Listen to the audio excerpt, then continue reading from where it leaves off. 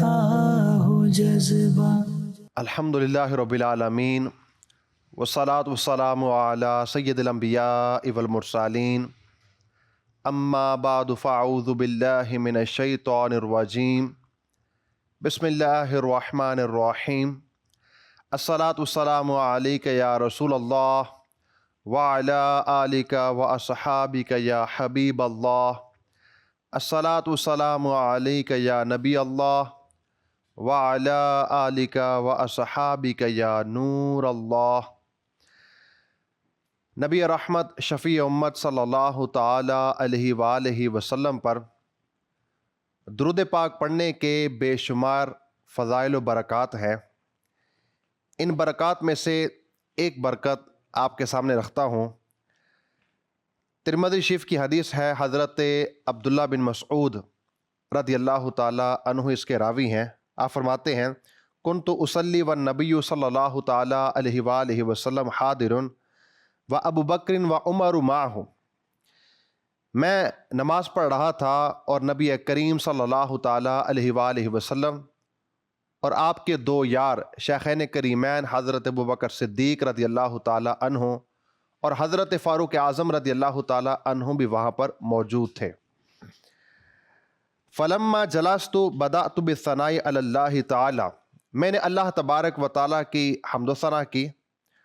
ثم الصلاة علی النبی صلی اللہ علیہ وآلہ وسلم، پھر نبی رحمت صلی اللہ تعالی علیہ وآلہ وسلم کی ذات پر درود پاک پڑھا۔ ثم دعوت لنفسی، پھر میں نے دعا کی۔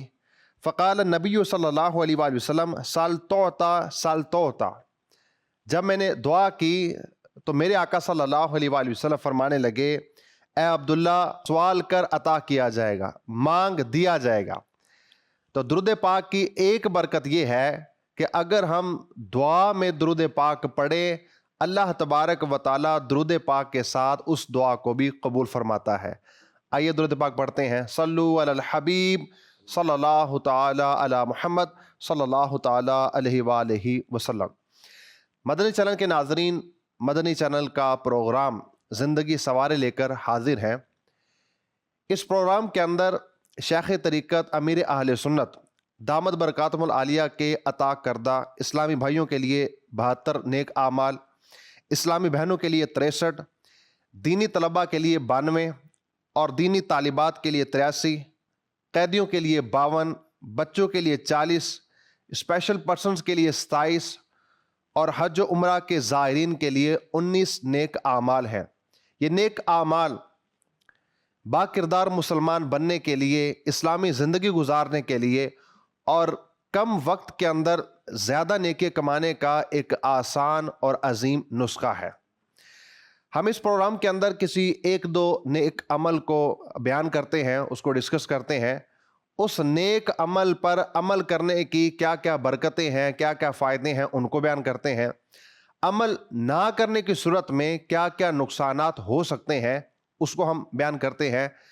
ہمارے اس پروگرام کے اندر اس پروگرام کے مہمان رکن شورا مبلغ دعوت اسلامی مولانا اسد مدنی عطاری دامت برکاتہم العالیہ تشریف لاتے ہیں۔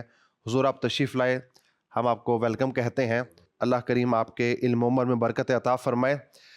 ناظرین، آج کے اس پروگرام کے اندر کس نیک عمل کو ہم ڈسکس کریں گے، آئیے سنتے ہیں۔ کیا آپ نے زندگی بھر کے نصاب کا مطالعہ فرما لیا؟ منہاج العابدین، جاء الحق، بہار شریعت حصہ 9 سے مرتد کا بیان، حصہ 16 سے خرید و فروخت کا بیان اور والدین کے حقوق کا بیان، اگر شادی شدہ ہیں تو حصہ 7 سے محرمات کا بیان اور حقوق الزوجین، حصہ 8 سے بچوں کی پرورش کا بیان، طلاق کا بیان، حرمت مصاہرت، زہار کا بیان اور طلاق کنایہ کا بیان۔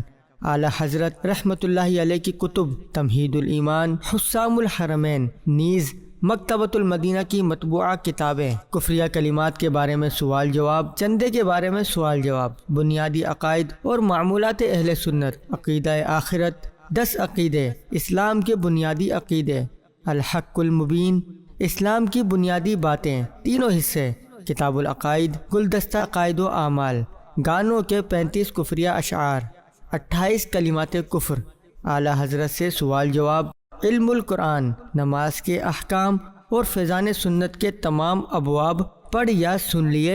کاش ہر سال ماہ شعبان شریف میں فیضان سنت کا باب فیضان رمضان پڑھ یا سن لیں۔ جی مدنی چینل کے ناظرین، نیک عمل نمبر 71، کیا آپ نے زندگی بھر کے نصاب کا مطالعہ فرما لیا؟ زندگی بھر کا جو نصاب ہے وہ کیا ہے، اس کو انشاءاللہ آج کے اس پروگرام کے اندر ہم بیان کریں گے۔ ناظرین کرام، علم دین، اس کی کیا اہمیت ہے، اس کی کیا فضیلت ہے؟ قرآن و حدیث کو جب ہم پڑھتے ہیں تو اس کی فضیلت بالکل عیاں ہوتی ہے۔ اسی کے ساتھ ساتھ صحابہ کرام علیہم رضوان سے لے کر آج تک کے علماء صالحین، جب ہم ان کی سیرت کو ہم پڑھتے ہیں تو ان کی سیرت کے اندر جو پہلو ہمیں بالکل نمایاں نظر آتا ہے وہ ہے علم سیکھنا، علم کے لیے تگ و دو کرنا، علم کی طلب کرنا۔ صحابی رسول حضرت ابو ایوب انصاری رضی اللہ تعالیٰ عنہ صحابی رسول ہیں، نبی کریم صلی اللہ تعالیٰ علیہ وسلم کے میزبان ہیں، نبی کریم صلی اللہ علیہ وسلم کی صحبت میں بیٹھتے رہے ہیں، علم حاصل کرتے رہے ہیں۔ لیکن میرے آقا صلی اللہ علیہ وسلم کے مبارک وصال کے بعد آپ نے مدینے سے مصر کا سفر صرف اس لیے کیا کہ وہاں پر ایک صحابی رسول صلی اللہ علیہ وسلم موجود ہیں، حضرت عقبہ بن عامر، اور ان کے پاس میرے آقا کی وہ حدیث ہے جس کو صرف انہوں نے سنا ہے۔ تو حضرت ابو ایوب انصاری رضی اللہ تعالیٰ عنہ نے مدینہ المنورہ سے مصر کی طرف سفر صرف اس لیے کیا کہ ان سے اس حدیث کو سنا جائے۔ اور وہ حدیث کیا تھی؟ حضرت عقبہ بن عامر رضی اللہ تعالیٰ عنہ روایت کرتے ہیں، میرے آقا صلی اللہ علیہ وسلم فرماتے ہیں، جس نے دنیا میں کسی کی پردہ پوشی کی، کسی کا عیب چھپایا، اللہ تبارک و تعالیٰ قیامت کے دن اس کی پردہ پوشی فرمائے گا۔ حضرت ابو ایوب انصاری رضی اللہ تعالیٰ عنہ مصر میں پہنچتے ہیں، حضرت عقبہ بن عامر رضی اللہ تعالیٰ عنہ سے حدیث سنتے ہیں، اور اسی لمحے آپ اونٹ پر بیٹھتے ہیں اور واپسی کا سفر اختیار کرتے ہیں۔ امام شافعی رحمۃ اللہ تعالیٰ علیہ، ان سے پوچھا گیا کہ آپ کی علم سے محبت کیسی ہے؟ آپ فرمانے لگے، جب مجھے کوئی نئی بات پتہ چلتی ہے، کوئی نئی بات سیکھنے میں آتی ہے، تو میرے جسم کا ایک ایک رونگٹا اس سے محظوظ ہوتا ہے، اس سے لذت حاصل کرتا ہے۔ آپ سے پوچھا گیا، علم کے لیے آپ کی حرص کیسی ہے؟ آپ فرمانے لگے کہ علم کے لیے میری حرص، میری لالچ ایسے ہے جیسے ایک کنجوس شخص، ایک بخیل شخص کو مال کی حرص اور لالچ ہوتی ہے۔ آپ سے پوچھا گیا کہ علم سیکھنے میں آپ کی کیفیت کیسے ہوتی ہے؟ آپ فرمانے لگے، علم سیکھنے میں، علم کو طلب کرنے میں میری کیفیت بالکل ایسے ہی ہوتی ہے جیسے ایک ماں اپنے گمشدہ بچے کو تلاش کرنے میں اس ماں کی جو کیفیت ہوتی ہے وہی کیفیت میری علم کو طلب کرنے میں ہوتی ہے۔ تو کسی بھی شخصیت کو اٹھائیے، صحابہ کرام علیہم رضوان کی سیرت کو پڑھیے، تبع تابعین کی سیرت کو پڑھیے، بزرگان دین کی سیرت کو پڑھیے، تو ان کی سیرت کے اندر جو ہمیں پہلو نمایاں طور پر نظر آتا ہے وہ ہے علم دین۔ علم دین کے لیے نکلنا، علم دین کے لیے سفر کرنا۔ تو آج انشاءاللہ عز و جل جو ہم سلسلے کا آغاز ہم کر رہے ہیں وہ علم دین کی فضیلت سے۔ حضور ایک دو واقعے کو میں نے بیان کیا، کوئی بھی شخصیت اٹھا کے دیکھیں تو علم دین ایک ہمیں نمایاں پہلو نظر آتا ہے، اس کی اتنی اہمیت ہے کہ ہر شخصیت نے علم سیکھا ہے۔ تو قرآن مجید کے اندر اس کی اتنی اہمیت کیوں بیان کی گئی کہ علم حاصل کرے، علم حاصل کرے۔ بنی آدم از علم یابد کمال، نہ از حشمت و جاہ و مال و منال۔ اولاد آدم کو اللہ تعالیٰ جل جلالہ نے جو فضیلت اور برتری عطا فرمائی ہے نا، یہ علم کی وجہ سے عطا فرمائی۔ سبحان اللہ۔ طاقت کے اعتبار سے فضیلت اگر ہوتی تو بیل انسان سے زیادہ طاقتور ہے۔ اگر قوی الجثہ ہونے کی وجہ سے، یعنی مضبوط اور وزنی جسم ہونے کی وجہ سے کوئی فضیلت والی بات ہوتی تو ہاتھی اس سے زیادہ وزن والا ہے۔ اسی طرح اگر شجاعت کے اعتبار سے ہوتی تو شیر انسان سے زیادہ شجاعت والا ہے۔ تو یہ جو فضیلت ملی ہے نا، یہ ان چیزوں کی وجہ سے نہیں ہے۔ اس طرح کئی ایک چیزیں اور سامنے آئیں گی کہ جن کا موازنہ دیگر چیزوں سے اگر کریں تو انسان ہو سکتا ہے کہ ان چیزوں میں ان سے کم ہو۔ اللہ تعالیٰ جل جلالہ نے انسان کو جو عظمت عطا فرمائی ہے وہ علم کی وجہ سے عطا فرمائی، اور علم کی اہمیت کتنی زیادہ ہے، کئی باتیں تو آپ نے ذکر فرمائیں۔ ہم اس موضوع کو لے کر آگے بڑھیں گے تو جو آج کا ہمارا موضوع ہے وہ رہ جائے گا، لیکن اختصار کے ساتھ میں دو باتیں عرض کروں گا۔ ایک تو یہ کہ نبی محترم صلی اللہ تعالیٰ علیہ وآلہ وسلم کو من جانب اللہ اپنے ہی ایک صحابی کے بارے میں بتایا گیا کہ ان کا آخری وقت آ گیا ہے۔ حضور صلی اللہ تعالیٰ علیہ وآلہ وسلم نے انہیں طلب فرمایا اور بتا دیا۔ اللہ کی عطا سے اللہ کے نبی جانتے ہیں، جب انہیں بتایا گیا تو وہ بھی صحبت مصطفیٰ سے فیض یاب ہونے والی شخصیت تھے۔ خدمت اقدس میں عرض کرتے ہیں آقا اس وقت میرے لیے جو سب سے افضل ترین عمل ہے نا مجھے بتائیے، میں وہ کرنا شروع کر دوں آخری تاکہ اس عمل کے دوران میری روح پرواز ہو۔ تو اللہ کے پیارے حبیب صلی اللہ تعالیٰ علیہ وآلہ وسلم نے فرمایا اشتغل بالتعلم، سبحان اللہ، علم دین سیکھنا شروع کر دو۔ جب انہوں نے اس برکت کو پانا شروع کیا، اسی دوران ان کی روح پرواز کر گئے۔ موضوع کی طرف اگر بڑھیں نا تو سرکار دو عالم صلی اللہ تعالیٰ علیہ وآلہ وسلم کا وہ فرمان شریف بیان کرنا چاہوں گا، طلب العلم فریضۃ علی کل مسلم۔ علم کا سیکھنا، علم کا طلب کرنا، علم کا حاصل کرنا یہ ہر مسلمان پر فرض ہے۔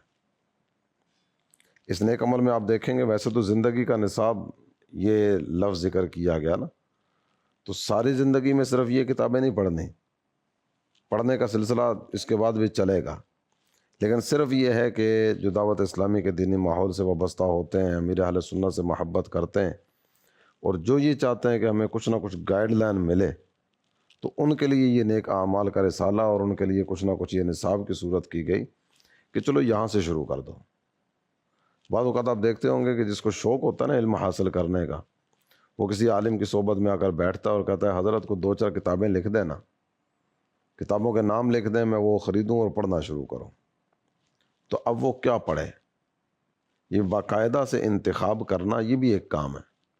یہ کچھ کتابیں ماشاءاللہ مدنی چینل کے ناظرین بھی دیکھ رہے ہوں گے، تو یہ جو نصاب ذکر کیا نا آپ نے، بریکٹ کے یہ اندر اس ایک نصاب نصاب کا موجود کچھ ہے، حصہ ہے یہ، یعنی یہ کتابیں تقریباً اس میں شامل ہیں۔ جی ایسی ہے۔ اس کے علاوہ بھی کچھ کتابیں شامل ہیں جو یہاں نہیں رکھی گئی، لیکن یہ صرف زیارت کے لیے اور تعارف کرانے کے لیے چند ایک کتابیں رکھی منہاج گئی ہیں۔ العابدین موجود ہے۔ اس میں میں اعلیٰ حضرت امام اہل سنت کا نا ایک فتویٰ ہے، اس کا کچھ حصہ بیان کرنا چاہوں گا۔ بات تو ہو گئی کہ علم حاصل کرنا فرض ہے، ہے۔ تو فرض کون سا ہے؟ یہ بعض اوقات یہ جملہ جو ہے نا یہ اکیڈمیز کے باہر بھی لکھا ہوتا ہے، حدیث مبارکہ والا، علم کا حاصل کرنا ہر مسلمان پر فرض ہے۔ اسکول کے باہر بھی لکھا ہوتا ہے، اکیڈمی کے باہر بھی بعض اوقات لکھا ہوتا ہے، یا دیگر بعض ایسے ادارے بھی وہاں بھی یہ ہو سکتا ہے کہ لکھنے کی صورتیں ہوتی ہوں۔ جو اس میں پڑھایا جا رہا ہے کیا وہ سیکھنا فرض ہے؟ وہ الگ اپنی جگہ پہ ایک سوالیہ نشان ہوگا۔ جو سیکھنا فرض ہے وہ کیا ہے؟ تو اعلیٰ حضرت امام اہل سنت نے فتاوی رضویہ کی 23ویں جلد میں اس کا کچھ بیان فرمایا، اس کا اختصار کے ساتھ کچھ عرض کرنے کا سلسلہ کروں گا۔ یہ جتنا بھی علم حاصل کرنے کا سلسلہ ہے نا، تو اس میں بھی ایک ترتیب ہے۔ علم حاصل کرنا فرض ہے تو میں شروع کس کنارے سے کروں؟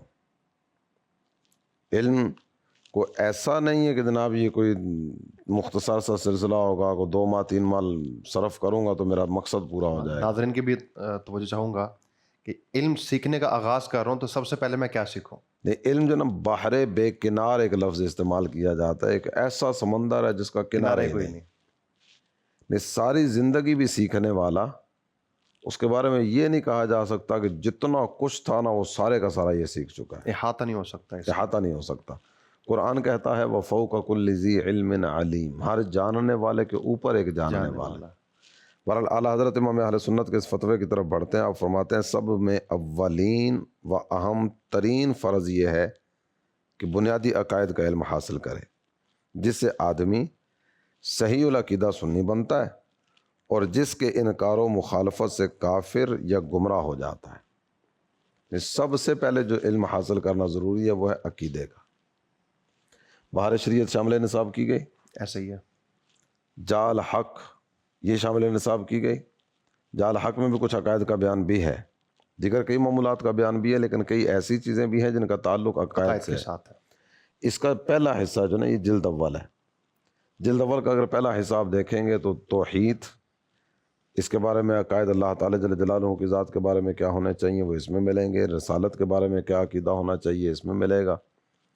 نبوت کے متعلقہ عقائد، آسمانی کتابوں سے متعلقہ عقائد، برزخ کے تعلق سے عقائد، حشر کے تعلق سے عقائد، ولایت کے تعلق سے عقائد، بہت سارا نا ایک مجموعہ ہے، یا یوں کہیے کہ ایک گلدستہ ہے عقائد کے تعلق سے، اس کا پہلا حصہ اہم ترین عقائد جو ایک مسلمان کے لیے ضروری عقائد ہیں ان کا عقیدے کا تعلق تو ایمان سے ہے نا. جی ایسا ہی ہے. قرآن پاک یہ آتا تو یہ بات کی طرف اگر بڑھیں تو قرآن پاک آمنوا وعملوا الصالحات یوں اس انداز میں ذکر کرتا ہے، سب سے پہلے ایمان پھر عمل صالح.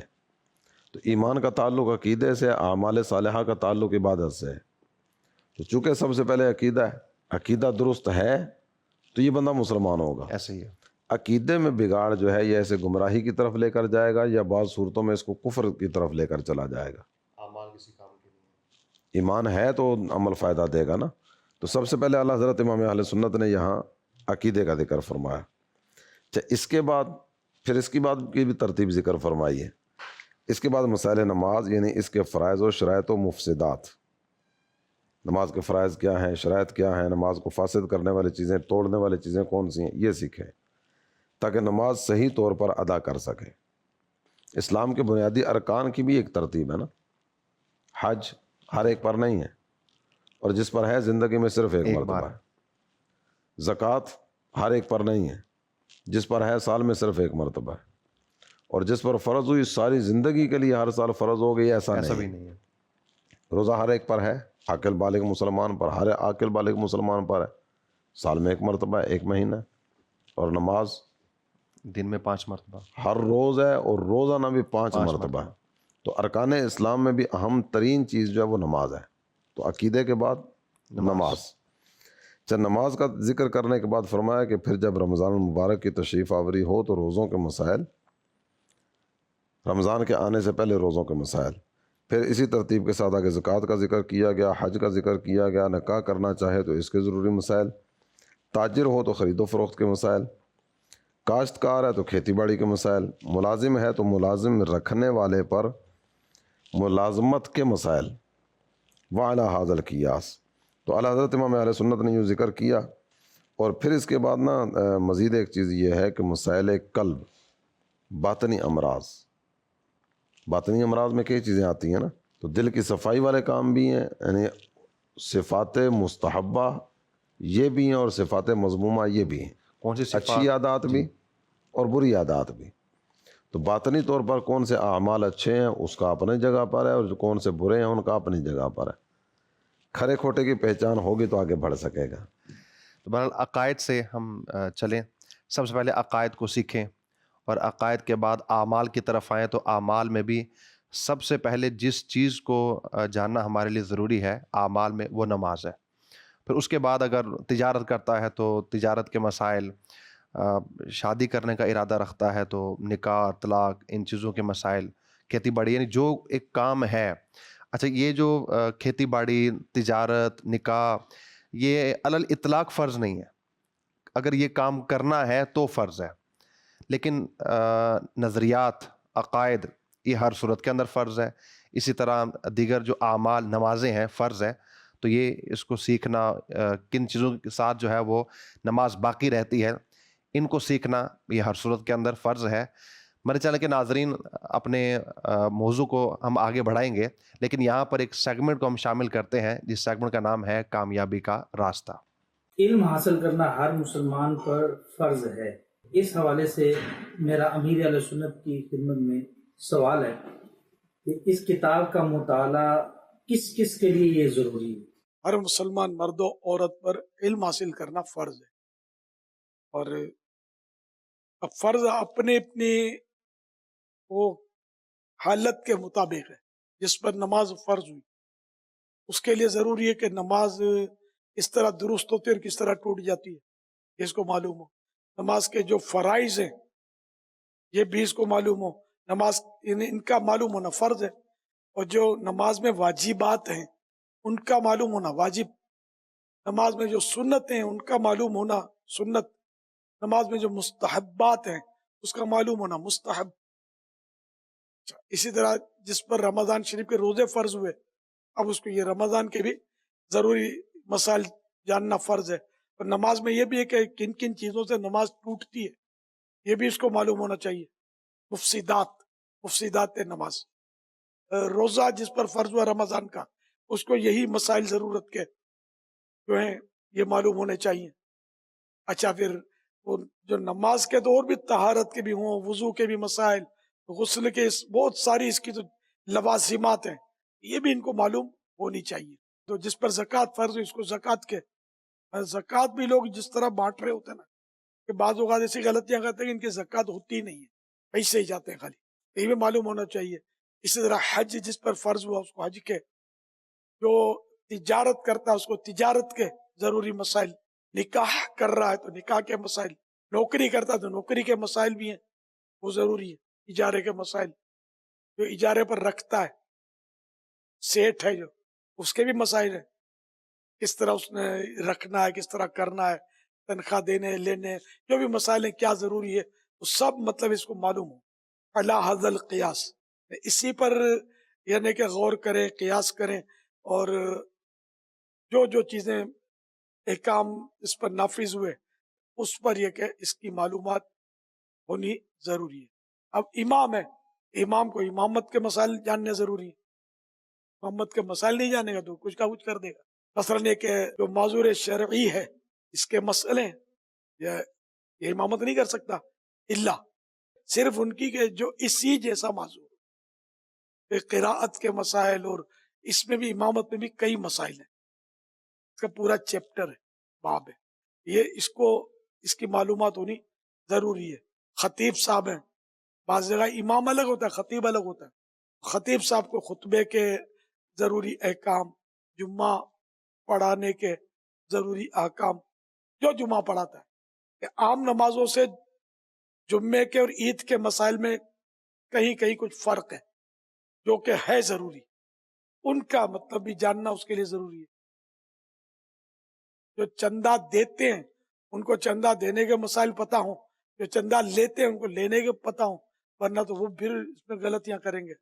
یوں طرح طرح کے اس میں مضامین بنتے، ہر ایک کی اپنی حالت و کیفیت کے مطابق اس کو مسائل معلوم ہونے چاہیے۔ تو یہ ماشاءاللہ جو کتاب ہے یہ امت پر بڑا احسان ہے، دعوت اسلامی کی طرف سے جو شائع ہوئی ہے، مکتبۃ المدینہ نے چھاپا ہے اس کو، یہ امت پر بڑا احسان ہے، اس میں فرض علوم سیکھیے۔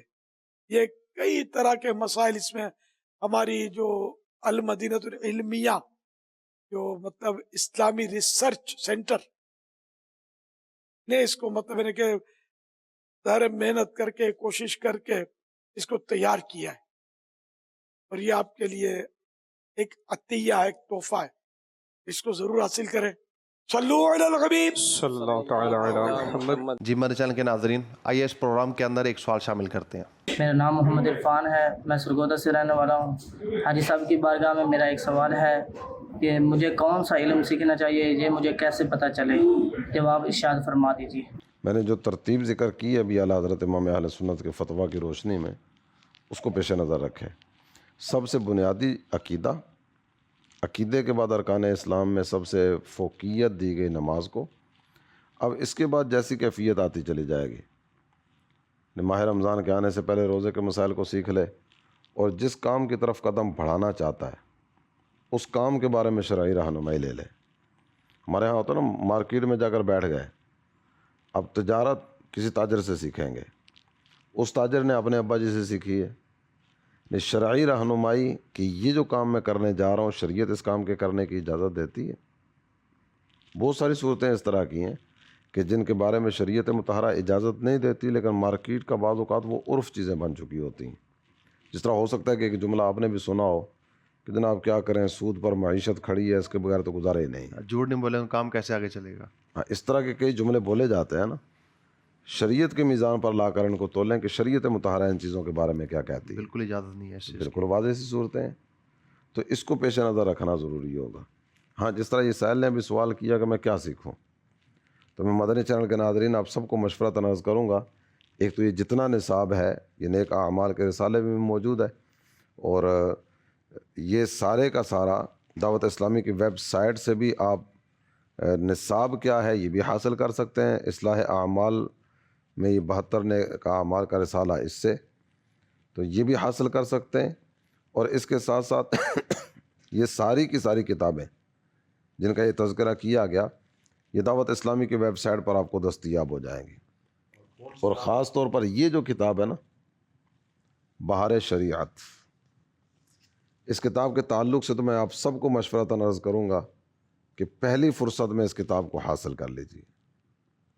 تھوڑی مشقت ہو سکتا ہو پڑھنے میں، لیکن یہ مشقت اللہ کی رحمت سے امید ہے کہ بہت ساری مشقتوں سے جان چھڑائے گی، راحت کے دروازے کھلتے چلے جائیں گے۔ دین سیکھنا یہ انتہائی ضروری ہے۔ چونکہ یہ بہار شریعت کی پہلی جلد ہے، میں اس کا تھوڑا سا ذکر آپ کے سامنے یوں کر دوں کہ پہلا حصہ ہے عقائد کے تعلق سے، ذات و صفات باری تعالیٰ کے تعلق سے، نبوت کے حوالے سے، سرکار کی تعظیم، ملائکہ کا بیان، عالم برزخ، قبر، جنت، دوزخ، حشر، ایمان و کفر، امامت۔ دوسرا حصہ طہارت وغیرہ کے حوالے سے ہے، اس میں وضو ہے، تیمم ہے اور پاکی پلیدی کے دیگر بہت سارے مسائل ہیں۔ تیسرا حصہ نماز وغیرہ کے تعلق سے ہے، چوتھا حصہ بھی نماز سے متعلقہ ہے لیکن نماز کی دیگر بہت ساری چیزیں اس میں ذکر کی گئی۔ پانچواں حصہ زکوٰۃ، روزہ، اعتکاف، منت اس کے تعلق سے ہے۔ چھٹے حصے میں حج کا بیان ہے۔ تو یہ ارکان اسلام کا ایک حصہ یہ پہلی جلد میں موجود ہے۔ اچھا، اس کے بعد اگر آگے بڑھیں گے نا تو پھر معاملات وغیرہ اور دیگر تجارت اور بہت ساری چیزیں اسی کتاب میں آئیں گی۔ بہار شریعت فقہ حنفی کا انسائکلوپیڈیا کہا جاتا ہے اس کتاب کو، تو یہ لازمی حاصل کیجیے۔ نماز کے تعلق سے اگر آپ مسائل جاننا چاہیں تو فیضان نماز، فیضان نماز میں نماز کے تعلق سے بہت ساری چیزیں الحمدللہ آپ حاصل کر سکتے ہیں۔ اردو زبان میں آسان اردو میں بہت پیاری کتاب ہے جس میں جماعت کے تعلق سے بھی ہے، خشوع و خضوع سے نماز پڑھنے کے فضائل بھی ہیں، نماز نہ پڑھنے کے عذابات اور بہت ساری معلومات نماز کے تعلق سے اس کتاب میں موجود ہیں۔ بعض اوقات بعض مساجد میں نا ایک تحریک چلتی ہے اور کمیٹیاں بنائی جاتی ہیں، نماز کمیٹی، صلاۃ کمیٹی، نماز کمیٹی، اس طرح کے ملتے جلتے ناموں سے۔ تو جو نماز کمیٹی بنی نا مسجد کی آباد کاری کے لیے کہ لوگوں کو گھر گھر سے بلا بلا کر مسجد میں لانا، ان کے لیے بہت عظیم تحفہ فیضان نماز۔ بقیہ کتابیں بھی آپ کے سامنے ہیں، آپ زیارت بھی کر رہے ہیں اور ان کتابوں کو حاصل کرنے کی صورت بھی ہونی چاہیے۔ اللہ پاک اپنی رحمت سے مالا مال فرمائے۔ اچھا میرے مدنی چینل کے ناظرین، یہ دو کتابوں کا تعارف ابھی آپ کے سامنے کروایا۔ اچھا، ان میں سے کوئی بھی کتاب اٹھا لینا اور اس کتاب کے تعلق سے اگر ہم کو موضوع لیں یا بات کریں تو یقین جانیے کہ یہ علم کا خزانہ ہیں۔ یہ کتابیں منہاج العابدین، امام غزالی علیہ رحمۃ اللہ الوالی کی لکھی ہوئی کتاب ہے۔ اچھا، اس کتاب کی اگر آپ صرف فہرست پر توجہ کریں نا تو یہ فہرست آپ کو بتائے گی کہ اس کتاب کا پڑھنا کیوں ضروری ہے۔ یہ جتنی بھی کتابیں ہیں ان کی صرف فہرست پڑھ لیں، بہت ساری چیزیں آپ کے سامنے آئیں گی۔ مثال کے طور پر علم، توبہ، تقوی، آنکھ کو کیسے گناہوں سے بچائیں، کان کو کیسے گناہوں سے بچائیں، زبان کو کیسے گناہوں سے بچائیں، دل کی آفتیں کیا کیا ہوتی ہیں۔ ہمارے ہاں تو دل کی آفتیں نا ہارٹ اٹیک ہو گیا، ہارٹ فیل ہو گیا، دل کی دھڑکن بند ہو گئی یا اس طرح کی چیزیں، لیکن کئی امراض اس طرح کے ہیں جو دل کو گندا کرنے والے ہیں۔ حسد ہے، لمبی امید ہے، تکبر ہے، دیگر بہت ساری برائیاں ہیں۔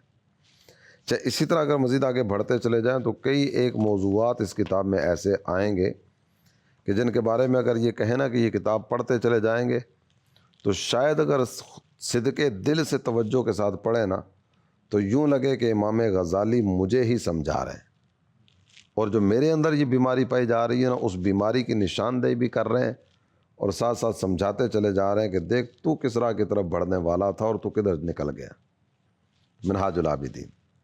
چاہے اس کے بعد اگر آگے بڑھیں تو ہمارے معاشرے میں جو گفتگو وغیرہ کا سلسلہ ہوتا ہے نا تو اس میں بہت ساری آزمائشی صورتیں غیبت کی صورت میں بھی آتی ہیں، غیبت کی تباہ کاریاں۔ اردو زبان میں شاید ہی اتنی ضخیم کتاب غیبت کے عنوان پر درج کسی نے کی ہو، غیبت کی تباہ کاریاں۔ قرآن پاک نے اس کا تذکرہ کیا نا، ایحب احدکم ان یأکل لحم اخیہ میتا فکرہتموہ، کیا تم میں سے کوئی پسند کرتا ہے کہ اپنے مرے ہوئے بھائی کا گوشت کھائے؟ یقیناً تم پسند نہیں کرتے، تم اسے ناپسند جانتے ہو، تو یہ غیبت کرنا اپنے مردہ بھائی کا گوشت کھانے کے مترادف. غیبت کیا ہے؟ غیبت کی مثالیں بہت ساری تفصیلی چیزیں ہیں جو غیبت کے تعلق سے غیبت کی تباہ کاریاں میں ملیں گی آپ کو. کفریہ کلمات کے بارے میں سوال جواب، اس کی بھی زیارت ماشاء اللہ الکریم آپ کر رہے ہیں. تو کفریہ کلمات کے بارے میں سوال جواب امیر اہل سنت اس کتاب کے تعلق سے فرماتے ہیں کہ یہ جو کتاب ہے نا کفریہ کلمات کے بارے میں سوال جواب، اس کی زیارت بھی میں آپ کو کرواتا ہوں. امیر اہل سنت اس کتاب کے تعلق سے ارشاد فرماتے ہیں کہ یہ کتاب میری زندگی کی نازک ترین تحریر ہے. صرف لکھا نہیں ہے، لکھنے کے بعد پاک و ہند کے کئی ایک مفتیان کرام کو چیک بھی کروائی گئی، بار بار اس پر کئی ایک عناوین اور کئی ایک موضوعات پر مشاورت کے سلسلے بھی رہے. اس کے بعد یہ تمام تر تفتیش کے مراحل سے گزر کے پھر یہ کتاب طبع کے مراحل یعنی پبلش ہونے کی طرف گئی. تو اس کتاب میں کئی ایک موضوعات اس طرح کے ہیں جن کا تعلق ایمان سے ہے. تو اس کتاب کو پڑھنا بھی از حد ضروری ہے. تو سب کتابوں کا تو تعارف بھی نہیں کروایا جا سکے گا، اور جو نصاب ذکر کیا گیا اس نصاب کے تعلق سے ساری کتابیں یہاں رکھی بھی نہیں گئیں. یہ ماشاءاللہ آپ نے کافی حد تک آپ نے تعارف کروا دیا کہ نصاب میں کیا کیا چیزیں فرائض ہیں، کیا کیا چیزیں ضروری ہیں، اور کون سی چیزیں کون سا علم کس کتاب سے ملے گا، اس کا بہت حد تک تعارف ہو گیا. مدنی چینل کے ناظرین، ہم اپنے اس پروگرام کے اندر ایک سیگمنٹ شامل کرتے ہیں، خاص لوگوں سے خاص باتیں. آئیے اس سیگمنٹ کا آغاز کرتے ہیں. صلو علی الحبیب صلی اللہ تعالی علی محمد صلی اللہ تعالی علیہ وسلم. امام ابو محمد یحییٰ بن یحییٰ رحمۃ اللہ تعالی علیہ ایک دن حضرت امام مالک علیہ رحمۃ اللہ الخالق کے درس میں حاضر تھے. ایک دم یہ شور مچ گیا کہ ہاتھی آیا، ہاتھی آیا. غوغا سنتے ہی تمام طلباء درس چھوڑ کر ہاتھی دیکھنے کے لیے دوڑ پڑے، مگر امام یحییٰ رحمۃ اللہ تعالی علیہ سکون و اطمینان کے ساتھ اپنے سبق میں مشغول رہے. حضرت امام مالک علیہ رحمۃ اللہ الخالق نے فرمایا، یحییٰ، تمہارے ملک اندلس میں ہاتھی نہیں ہوتا، تم بھی جا کر دیکھاؤ. امام یحییٰ رحمۃ اللہ تعالی علیہ نے عرض کی کہ حضرت، میں اندلس سے آپ کو دیکھنے اور علم حاصل کرنے کے لیے یہاں آیا ہوں، ہاتھی دیکھنے کے لیے میں نے اپنا وطن نہیں چھوڑا. پیارے اسلامی بھائیوں، آپ نے ملاحظہ فرمایا کہ حضرت امام یحییٰ بن یحییٰ رحمۃ اللہ تعالی علیہ کو طلب علم دین کا کیسا زبردست جذبہ اور اس کی اہمیت کا کتنا احساس تھا. اللہ پاک ان کے صدقے میں ہمیں بھی علم دین سیکھنے کی توفیق عطا فرمائے. حضرت ابن عباس رضی اللہ تعالیٰ عنہما سے روایت ہے کہ نبی کریم صلی اللہ تعالی علیہ وسلم نے ارشاد فرمایا، جب تم لوگ جنت کے باغات میں سے گزرو تو میوہ چنا کرو. اس پر کسی نے کہا کہ جنت کے باغات کیا ہیں؟ تو آپ صلی اللہ تعالی علیہ وسلم نے ارشاد فرمایا، علم کی مجلسیں. حضرت سیدنا ابو ہریرہ رضی اللہ تعالیٰ عنہ سے روایت ہے، نبی کریم صلی اللہ تعالی علیہ وسلم کا فرمان عظمت نشان ہے، بہترین عبادت علم کا حاصل کرنا ہے. حضرت سیدنا ابو ہریرہ رضی اللہ تعالیٰ عنہ سے روایت ہے، سرکار والا تبار حبیب پروردگار صلی اللہ تعالی علیہ وسلم نے فرمایا، سب سے افضل صدقہ یہ ہے کہ مسلمان علم سیکھے پھر اپنے بھائی کو سکھائے.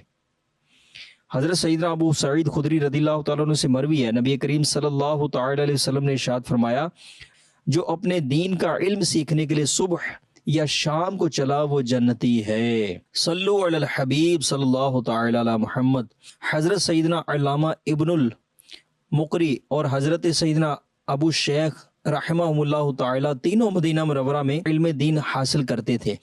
ایک مرتبہ ان پر فاقہ مستی کا دور آیا اور روزہ پر روزہ رکھتے رہے، مگر جب بھوک کی شدت نے بالکل ہی نڈھال کر دیا تو تینوں نے رحمت عالم نور مجسم شاہ بنی آدم صلی اللہ تعالی علیہ وسلم کے روضہ انور پر حاضر ہو کر فریاد کی، یا رسول اللہ، یا رسول اللہ، الجوع، آقا بھوک. یہ عرض کر کے سیدنا امام طبرانی علیہ رحمۃ اللہ الکوی تو آستانہ مبارکہ ہی پر بیٹھے رہے اور کہا کہ اس در پر یا موت آئے گی یا روزی، اب یہاں سے نہیں اٹھوں گا. حضرت سیدنا ابن المقری اور حضرت سیدنا ابو شیخ رحمہ اللہ تعالی اپنی قیام گاہ پر تشریف لے آئے تھوڑی دیر کے بعد کسی نے دروازہ کھٹکھٹایا، دروازہ کھولا تو کیا دیکھتے ہیں کہ ایک علوی بزرگ 2 غلاموں کے ساتھ کھانا لیے کھڑے ہیں اور فرما رہے ہیں کہ آپ حضرات نے دربار رسول صلی اللہ تعالی علیہ وسلم میں بھوک کی شکایت کی تو ابھی بھی خواب میں نبی رحمت صلی اللہ تعالی علیہ وسلم نے اپنی زیارت سے مشرف فرما کر مجھے حکم فرمایا کہ میں آپ لوگوں کے پاس کھانا پہنچا دوں، چنانچہ جو کچھ بر وقت مجھ سے ہو سکا حاضر کر دیا، آپ حضرات قبول فرما لیجئے۔ صلو علی الحبیب صلی اللہ تعالی علی محمد۔ حافظ الحدیث حضرت سیدنا حجاج بغدادی رحمۃ اللہ تعالی علیہ جب تحصیل علم دین کے لیے سفر پر روانہ ہوئے تو والدہ محترمہ نے 100 عدد کلچے یعنی خمیری روٹیاں ایک مٹی کے گھڑے میں بھر کر ساتھ کر دیے۔ آپ عظیم محدث حضرت سیدنا شبابہ رحمۃ اللہ تعالی علیہ کی خدمت بابرکت میں حاضر ہو کر علم دین پڑھنے میں مشغول ہوئے۔ روٹیاں تو امی جان نے عنایت کر ہی دی تھیں، آپ رحمۃ اللہ تعالی علیہ نے سالن کا خود ہی بندوبست کیا، اور وہ سالن بھی ایسا جو 100 برس گزر جانے کے بعد بھی سدا تازہ ہی تازہ، اور برکت ایسی کہ کبھی اس میں کوئی کمی ہی نہ ہوئی۔ وہ انوکھا سالن کون سا تھا؟ دریائے دجلہ کا پانی۔ روزانہ ایک کلچہ دریائے دجلہ کے پانی میں بھگو کر تناول فرما لیتے اور دن رات خوب جاں فشانی کے ساتھ سبق پڑھتے رہتے۔ جب وہ 100 کلچے ختم ہو گئے تو مجبوراً استاذ محترم سے رخصت لینی پڑی۔ اللہ پاک کی ان پر رحمت ہو اور ان کے صدقے ہماری مغفرت ہو۔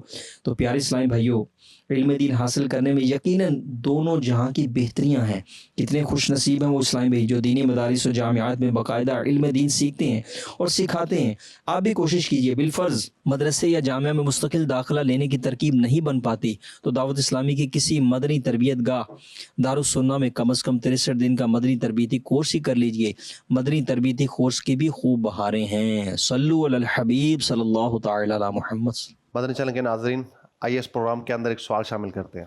جہاں سے حسن گجرات سے بات کر رہا ہوں۔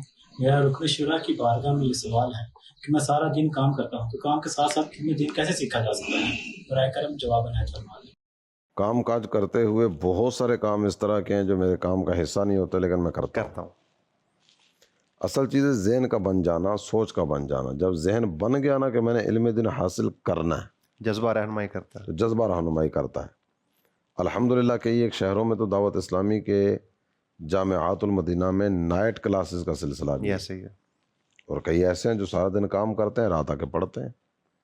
اور اس وقت 2024 کی بات کر رہا ہوں، ہمارا ایک بیچ 8 سال درس نامی پورا کر کے رات کی کلاسز میں سے فارغ ہو چکا ہے، اور اب ہر سال انشاءاللہ الکریم طلبہ کرام یہاں سے فراغت کا سلسلہ نائٹ کلاسز میں بھی پاتے چلے جائیں۔ اور نائٹ میں عام طور پر وہی ہوتے ہیں جو دن میں کام کاج کرتے ہیں۔ چھوٹی عمر والا تو رات میں داخلہ لے ہی نہیں سکتا نا۔ داخلے کی شرائط میں سے یہ ہے کہ کم عمر وہ صبح والے میں آئیں گے، رات والے میں عمر کی جو حد ہے اس میں بڑی عمر والے ہی آ سکتے ہیں۔ اچھا، اسی نیک اعمال کے رسالے میں نا ایک ذہن یہ دیا گیا کہ روزانہ 12 منٹ مطالعہ کریں۔ جب 12 منٹ مطالعہ روزانہ کریں گے تو اللہ تعالیٰ جل جلالہ کی رحمت سے امید ہے کہ علم دین حاصل کرنے کا سلسلہ بھی ہوتا رہے گا، اور ساتھ ساتھ یہ علم میں اضافے کا سامان بھی ہوتا چلا جائے گا۔ 12 منٹ مطالعہ کریں، جو سیکھیں وہ دوسروں کو سکھاتے چلے جائیں، دیے سے دیا جلتا چلا جائے گا، انشاءاللہ برکت ملتی چلی جائے گی انشاءاللہ سمجھ۔ تو مدنی چینل کے ناظرین، علم دین اس کی بڑی برکتیں ہیں۔ حضرت عیسیٰ علیہ السلام سے پوچھا گیا علم کب تک حاصل کریں؟ آپ فرماتے ہیں جب تک زندگی ہے۔ تو جب تک زندگی ہے علم حاصل کرتے رہیں، تغدو کرتے رہیں، اس کی طلب میں لگے رہیں، کچھ نہ کچھ علم دین حاصل کرتے رہیں۔ کچھ علوم وہ ہیں جو آپ از خود حاصل کر سکتے ہیں، از خود پڑھ سکتے ہیں، لیکن کچھ علوم ایسے ہیں جس کے لیے آپ کو کسی عالم دین سے رابطہ کرنا پڑے گا، ان کے پاس بیٹھنا پڑے گا۔ ان کے پاس بیٹھے بغیر ان علوم کا حاصل کرنا یہ بہت مشکل ہے۔